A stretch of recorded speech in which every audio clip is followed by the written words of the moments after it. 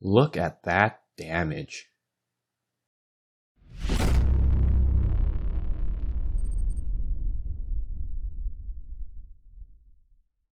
Hey, Wantrans here. Welcome to my second Platinum Arena Reset Push video. I'll be providing commentary on the footage to share my thought process throughout and highlight things I felt I did right or things I could have done differently for a better outcome. I hope that you can glean some insight on tips to improve your own arena pushes in the future. Let's go! Alright, so like last week, there's about 20 minutes left of reset, and we're just looking for blood in the water now. Looking for targets that I can farm here. Looks like there is a triple revive team with a warlord, a pure stall team here. And perhaps you didn't notice here yet, I have a new addition to my team this week. And that person here is the big fella on the right, Solus. A very strong defense-based nuker. I figured that if I was going to be using Trunda without attack up, I may as well use a defense-based nuker and take advantage of the defense up. So that's where you'll see that Solus comes in this week, and as you can see, he does actually quite a big punch to the enemy units. Even despite that, there's a Duchess there, and Duchess negates about like 25% damage from AoE hits, if I'm not mistaken. So despite that, I'm still able to hit upwards of 100k. So that's very pleasing to watch, especially for those people who don't always have access to a Trunda. Here's evidence that you can use different nukers and still find some type of outcome that is viable for you.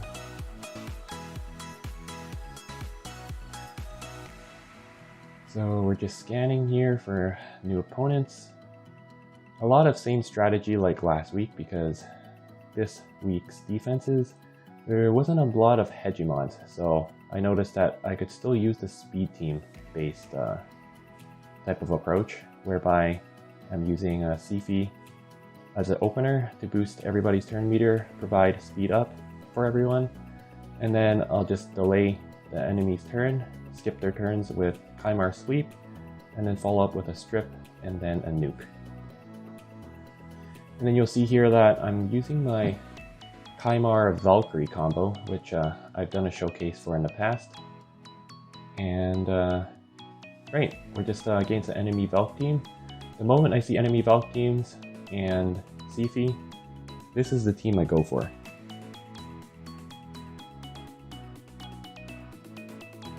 A little bit of rinse and repeat here.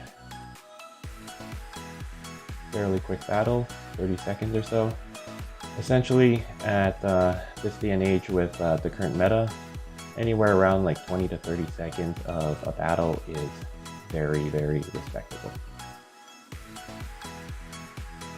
You'll notice there was a reaction on Duchess, and I'm reluctant here because I noticed that I procced and she still didn't take her turn, even though I slept her. So I risked it and I attacked Duchess, but as you can see, unfortunately I did land that reaction proc there, so that didn't allow me to do much damage to the enemy team whatsoever. And then thankfully I was able to take another second turn, and actually the True Fear procced on Duchess there, and it actually saved me from reviving on me, so that was super clutch.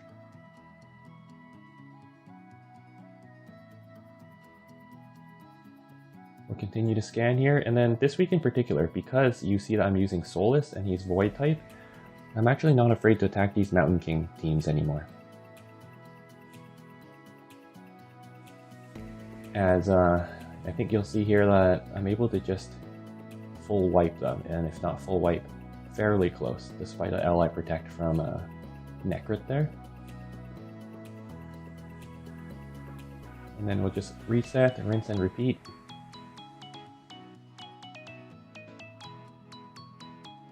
You know the saying, eat, sleep, rave, repeat? Here it's boost, strip, nuke, repeat, right? And then searching around here, we notice a bunch of different teams I've seen before, so without hesitation, we're just going right back in there. I think something cool worth mentioning is that Solus here, as you can see, his nuking ability also comes along with a crowd control. So that actually prevents the enemy team from doing anything, and they're forced to attack my Solus with their A1. And I find that very helpful, to be honest. You can actually avoid making the enemy team do any revives, as you can just simply delay them by keeping that provoke on them. So when you're building Solas, I find it's good to find a balance between both defense, crit damage, and a fair amount of accuracy, because the provoke that he lands from his A2 and A3 actually come in very handy.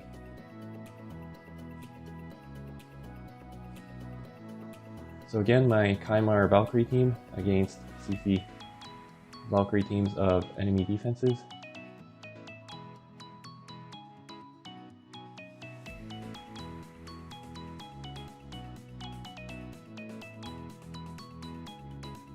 Works fairly consistently, 24 seconds there. And Micro BB here. I'm not so sure why when I see Micro BB I always think of Micro PP, but that's a complete different topic.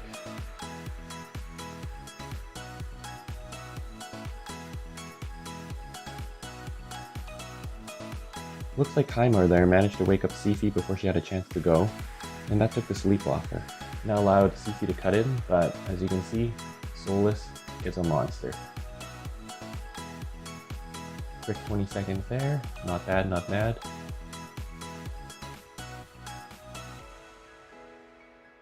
You see Captain Ollie there. I think he used to be in Tau, so I was just a little bit shocked to see that he's in a different clan this week.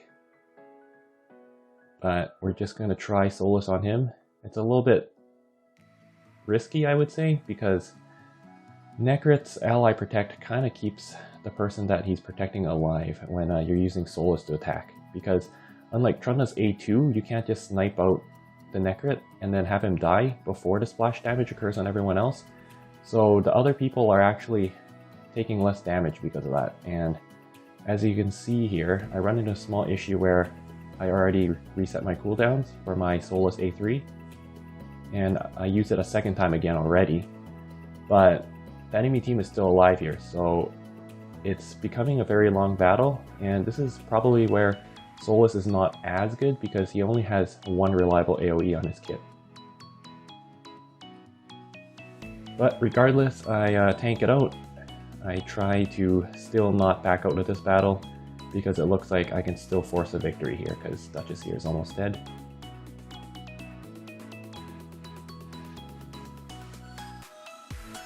And then for those of you wondering, this week, Solas, he's in Savage and Cruel gear. So Cruel, the bonus attack that it gives, serves a real no purpose for him.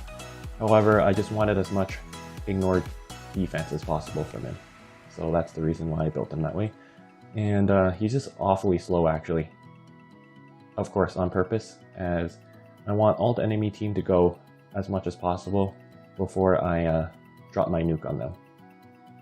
Because of the reaction meta currently, of course.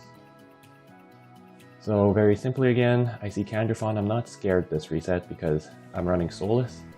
So force teams become basically the same idea for me now, which of course every week you try to make differences on your offenses to improve your game. And this week I found that I was sleeping on Solas, and by using him, I'm able to actually take advantage of his Void Affinity and hit any teams that are force-based that normally I would avoid when using Trunda as a nuker. And as you can see, lots of reaction there. Reaction on Tormund, I would say, doesn't make a whole lot of sense aside from just being a pure stall option. But as you can see, it didn't really do much there. Still 18-second quick farm. And then again, Rector Draft, no problem. Force Affinity means nothing for Solas.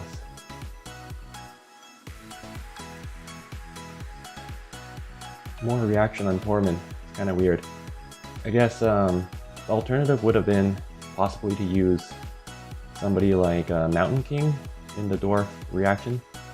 However, I guess a lot of people want to force immunity, so they would rather choose Tormund there. And you can see I was just very lucky there, because I think, again, the enemy units were just under his HP threshold, and Warlord decided to heal everyone instead of using his lockout skill. And if he had chosen to use the lockout skill there, I would have potentially had to quit this battle, because I'd be forced to be stuck in this battle for quite a long time. But even despite that, we're looking at upwards of nearly a minute on this battle, which is not very ideal. But, you know, sometimes RNG favors you, sometimes not.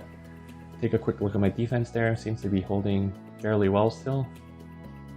And again, another Siphi Valkyrie team, so I countered with a Valkyrie of my own.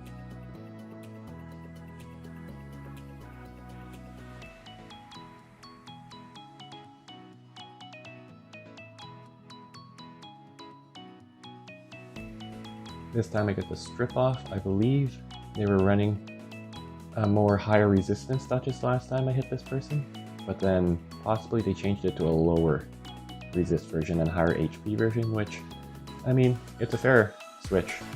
Those are the two main ways people build Duchess anyways at this point in time. So here I'm actually just looking for my Trunda, because I noticed I had troubles killing units protected by this Necrit's Ally Protect before, so I figured that, hey, I'm going to rely on splash damage now, and looks like he had a reaction accessory on him as well, and thankfully I'm just lower than him, so I'm able to allow him to go first and not risk running into issues where my crits become changed into, you know, normal hits from the reaction accessories. So, yep, Duchess just revived there again, which honestly, I think this was a fairly decent defense as far as stalling goes, because I think this was one of the defenses that I hit consistently, despite it being on average a little bit longer than I would like.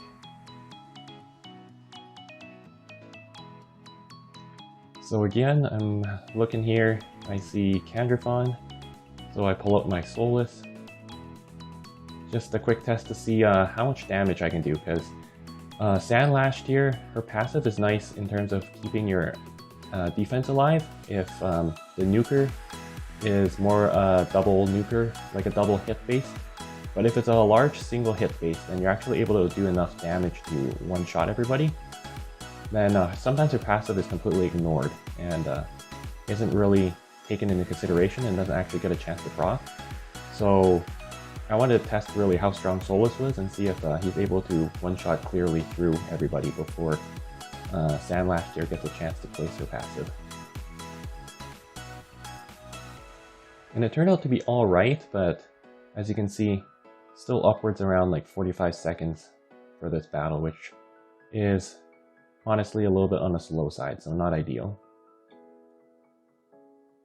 So we're continuing looking for new opponents, trying to avoid my fellow Mad members here. We see a double Forest team with Rector's Wrath and Candraphon. So Soulless once again.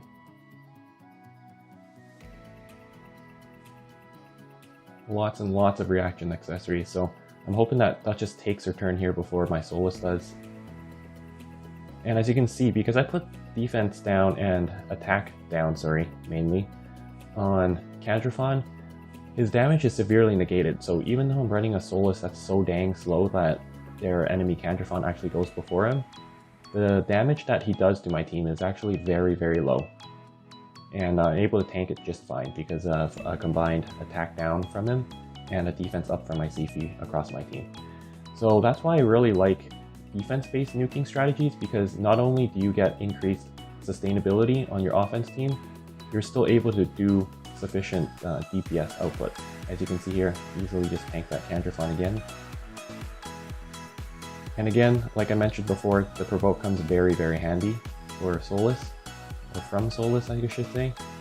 And that allows me to clean everybody up without any delays, where reviving actually ends up happening.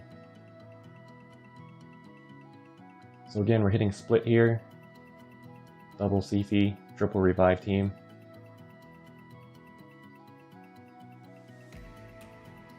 And again, a clutch provoke on that Warlord, even though that didn't really mean much.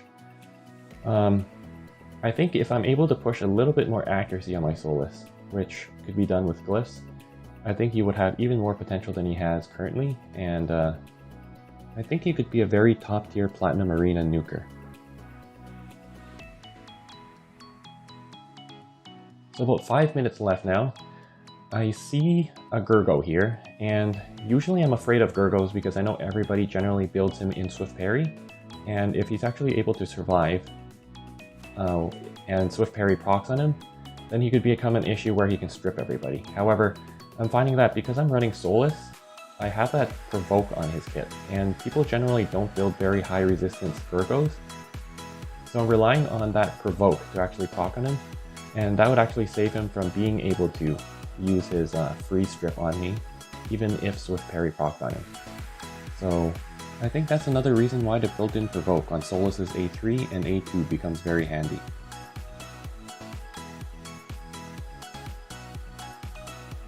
So once again, we're fighting Captain Ollie here, I believe, again, and I make the conscious decision to use Trunda against it because of her A2 mechanic, whereby I'm able to actually kill the Necrit first and then apply the splash damage to everybody else, and I'm able to clean house that way much quicker, 28 seconds. We see Big Axe here, again a Siphi Valk team, and then I bring my Kymar Valk team to counter it.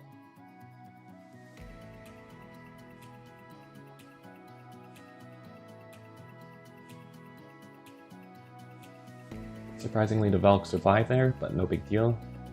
Just quickly do a reset, and we'll clean up from there.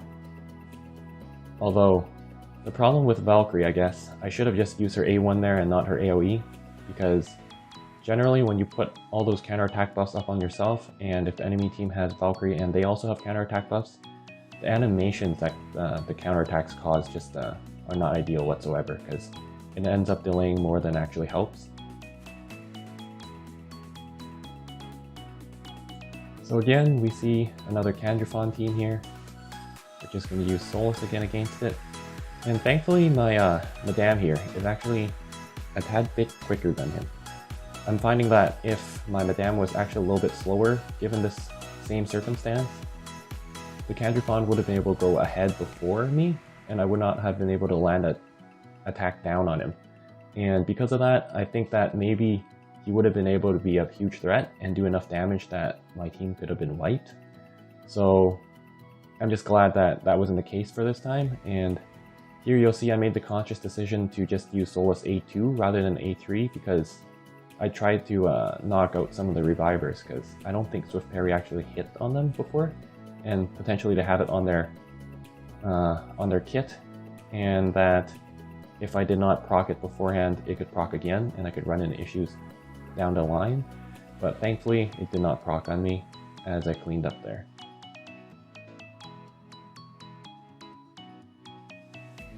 So again, Captain Ollie, use what works, which is Trunda again in this case.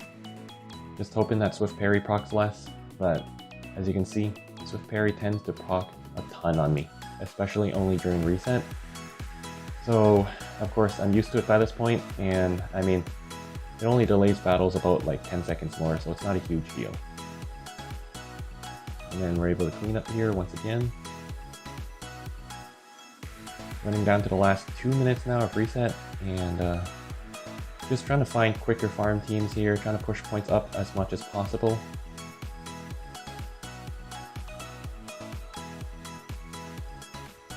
I think at this point in the reset, I was actually ranked first. I was like about 20 points above everybody else.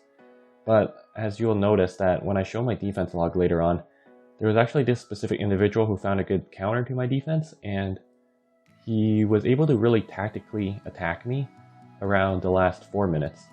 And essentially he was just taking huge chunks of points away from me because I guess his point differential compared to mine was a huge gap. So that actually was not ideal for me, and I should have been able to keep a little bit more better attention and possibly change my defense in between so that he is not consistently farming me. But as we know, like the last 2 minutes, everybody's just like running, trying to squeeze in as many battles as possible, trying to boost that last little bit of points before reset ends. So I was more focused on my offense rather than making a good defense counter here. And you'll notice that Duchess is actually able to squeeze in a block debuff on Gurgo before my Solus could take a turn. So I'm stuck here, and he managed to freeze my team. Luckily, upon reviving my Kymar there, I'm able to do a quick reset, and I'm able to speed up my whole team. Thankfully, Warlord there decided to heal, and I'm able to strip and clean up. But as we can see, another 45-second battle, which is not ideal again. And then we're running down to the last 8 seconds. Honestly, this battle's a waste. I should not have wasted those 40 gems trying to squeeze this battle in, because there is absolutely zero way that I can squeeze this one battle in within the last 8 seconds left as I was entering the battle. As you can see, tanking the Kandrufon, no problem. Those clutch provokes coming in, and then we're able to reset and do a quick cleanup. So about 28 seconds for that last battle there, not a big deal. Reset ends, and I'm not sure where I actually finished. Take a quick look at my defense first. And as you can see here, the Aironi dude from UNOB clan, he was the one dude who actually farmed me for like last 4 times in the last 3 minutes or so of reset. Well played by him. If anything, if you're watching this, you owe me like a sub at least, right? For bringing my points down like that, but it's all good. It's fair play, so much respect to him. And aside from him, not many people attacked me. Looks like, I think Fate tried attacking me again last week, and again this week, still failing against my defense. But it's not bad. 5th place finish. I'm happy with that. I felt I could have done a little bit better and been a little bit more observant for my defense, and maybe I could have saved myself and finished a little bit higher, but we got some good pieces here. Something to work with for my defense as far as the future resets go. So that was the conclusion of this reset. I hope you enjoyed my arena reset push this week. I'll have new Platinum Arena reset videos dropping with every reset, and a lot more offense combo showcases that counter the majority of defenses seen in Platinum Arena on my channel in the near future. So if that's something you're interested in, consider subscribing so you don't miss future uploads. Once again, I appreciate you all, and until next week, WAN Trans out.